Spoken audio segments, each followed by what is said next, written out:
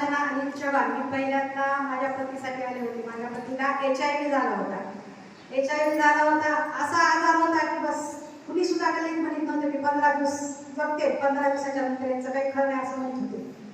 पण नंतर मी खूप दवाखाने केले, खूप हे केलं, खूप औषध गोळ्या दिल्या, सगळं केलं, काही केलं हे व्हायला गेलं आणि सारखं झोपून राहायचे.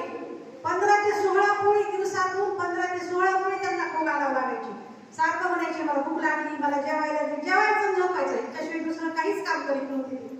मग नंतर पोराला सुद्धा त्याच्यातूनही मी कसं आणावं कसं नाही. मग एकदा तुळजापूरला जाताना, तुळजापूर येरमाळ्याला जाताना मी इथून जाऊन लागले, इथं गर्दी दिसली.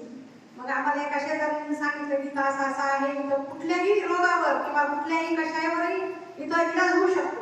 असं म्हणल्याच्या नंतर मग मी म्हणलं आता कसं करावं, आपल्या इथं खातेच करते, आता काय करायचं, हे पथ्य म्हणे खाऊन ये लागते म्हणून. आता काय करावं काय नाही. मग मी म्हणून दसऱ्याच्या वेळेस ज्यावेळेस घर साफ सगळं केलं हे केलं आणि मी म्हणलं आता काही होऊ, इथं जायचं, खाणं बंद करायला लावायचं म्हणून मी पुन्हा दसरा झाला की मी लॉकडाऊनच्या आधीपासून इथं आले.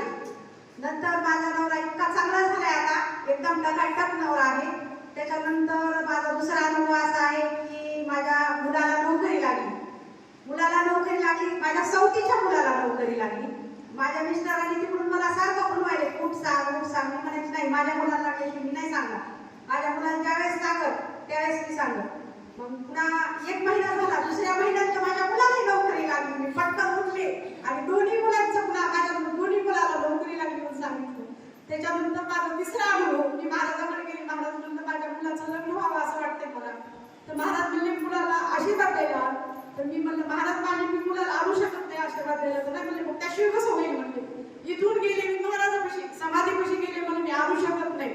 माझी भक्ती तुमची शक्ती कामी आणा, माझ्या मुलाचं लग्न होऊ द्या. माझ्या मुलाला ST मध्ये नोकरी पण लागली आणि ह्याच्या लग्न पण झालं. आता तो सुखाने नांदत आहे.